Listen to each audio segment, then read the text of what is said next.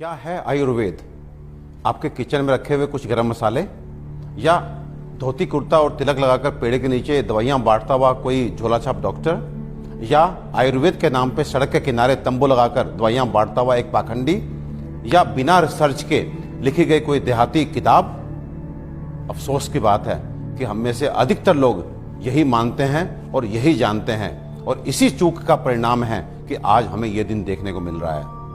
और साथ ही मैं आपको सचेत कर देना चाहता हूं कि अगर अब भी हम ना सुधरे, हम आयुर्वेद को नहीं जाने, नहीं पहचाने, तो मुझे नहीं मालूम कि आयुर्वेद का क्या होगा, लेकिन मानव जाति का पतन तो मैं निश्चित रूप से देख रहा हूं। और जो लोग मेरी इस बात से इत्तेफाक नहीं रखते, वो अपनी क्वालिटी ऑफ हेल्थ और क्वांटम ऑफ लाइफ को कंसिडर करें। साधनों के अभाव में हमारे बड़ों में से अधिकतर लोग 100 वर्ष की आयु तक पहुंचते थे। ये वो आयु है जिसकी आज हम साधन संपन्न होने के बावजूद भी कल्पना तक नहीं करते। और मैं एक बार आपसे पूछना चाहता हूं कि ये जो मॉडर्न साइंस है, ये किस तरह का इलाज कर रही है? कि आपको यदि शुगर हो गया तो आप दवाई खाइए, कब तक? जिंदगी भर। आपको ब्लड प्रेशर हो गया, आप दवाई खाइए, कब तक? जिंदगी भर। आपको थायराइड हो गया, आप दवाई खाइए, कब तक? जिंदगी भर। आपकी किडनी खराब हो गई, बदल दीजिए। आपका लिवर खराब हो गया, बदल दीजिए। आपको गांठ हो गई, काट डालिए। ये किस तरह की चिकित्सा है? और ये चिकित्सा नहीं, ये केवल सिम्टम्स को दबाना है, क्योंकि ये बाहर से आपको नॉर्मल रीडिंग देते हैं, शुगर ठीक है, ब्लड प्रेशर ठीक है, लेकिन अंदर बीमारी अपना काम कर रही है। 15 साल बाद आपकी किडनी खराब, किससे? शुगर से, ब्लड प्रेशर से। आज का नर्वस सिस्टम खराब, आपकी आंखें खराब, आपको ये कॉम्प्लिकेशन, आपको ये कॉम्प्लिकेशन। तो ये इलाज है या एलोपैथ का काला पर्दा? अपने 20 साल के क्लिनिकल एक्सपीरियंस से आपको बता देना चाहता हूं, ये जो आयुर्वेद विज्ञान है, ये समुद्र से भी गहरा, हिमालय से भी ऊंचा ऐसा जीवन का विज्ञान है जो आपके शरीर में और मन में किसी भी अवांछित परिवर्तन के बारे में आपको न केवल जानकारी देता है, बल्कि उसे जड़ से मिटाने के लिए पुख्ता इलाज भी देता है। और मुझे एक बात समझ में नहीं आती, आप ऐसे विज्ञान को क्यों नहीं जानना चाहते जो आपको कभी शुगर, ब्लड प्रेशर, थायराइड और अनेक तरह की प्रॉब्लम्स आने ही ना दे। और यदि दुर्भाग्य से आ गई, आपके जेनेटिक कॉम्पोजिशन इस तरह का है कि आपको ये बीमारियां लग जाती हैं, तो इनसे कैसे आप बचे रहें और कैसे आप ठीक हो सकते हैं, इसके बारे में भी पुख्ता जानकारी दे।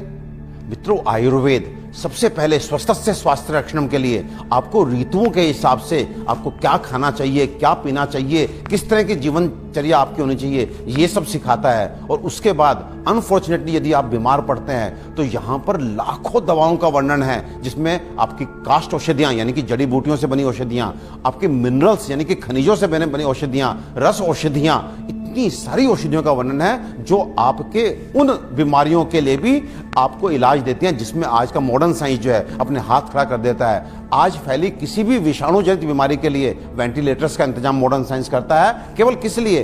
इसलिए कि वो तब तक आपको जीवित रख सके जब तक वायरस अपने आप आपको छोड़ के नहीं चला जाता। तो ये किस तरह का इलाज है? जबकि आयुर्वेदिक औषधियां ऐसी हैं जो सीधे जाके वायरस को मार के आपको बीमारी से बाहर लेके आती हैं, आपको मौत से मुंह के बाहर लेकर के आती हैं। तो दोस्तों, विश्वास कीजिए, अपने आयुर्वेद को मान दीजिए, सम्मान दीजिए, जानिए, पहचानिए, अपनाइए और अपने जीवन को, अपनी हेल्थ को अच्छा कीजिए। आयुर्वेद का इलाज ना तो धीमा है और ना ही लंबा, बल्कि यह रोगों को जड़ से खत्म करता है। आधुनिक सर्जरी दुनिया को आयुर्वेद की ही देन है। आचार्य सुश्रुत को सारा संसार निर्विवादित रूप से शल्य चिकित्सा का जनक मानता है। आयुर्वेद में उन बीमारियों की भी सफल चिकित्सा हो सकती है जिन्हें आधुनिक चिकित्सा विज्ञान लाइलाज मानकर आजीवन रोगी को दवाएं खिलाता रहता है। आयुर्वेद आपके और आपके बच्चों के लिए सुरक्षित है। आयुर्वेद अपनाएं और रोग मुक्त जीवन पाएं।